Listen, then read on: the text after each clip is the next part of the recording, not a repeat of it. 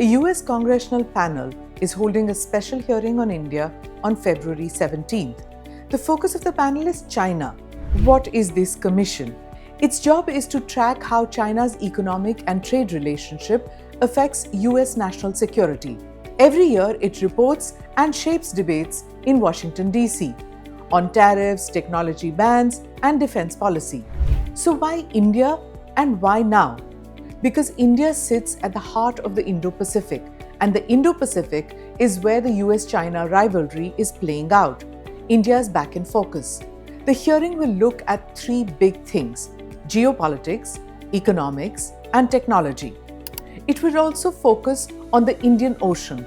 That's a vital sea route for global trade and energy. China wants greater access there. The US wants to stop that. India controls key choke points. On security, India is increasingly seen as an Indo-Pacific power. It works with the US, Japan, and Australia, but it's not a formal ally of the US. India values strategic autonomy. Recently, India has slightly eased its posture towards China.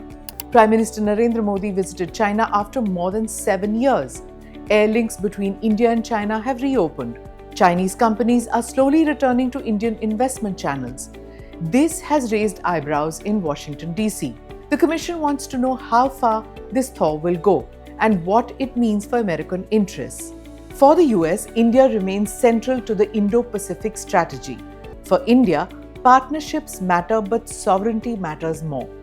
The February 17th hearing will tell us how Washington, D.C. reads this moment and whether India is still seen as America's most credible strategic partner in Asia or not.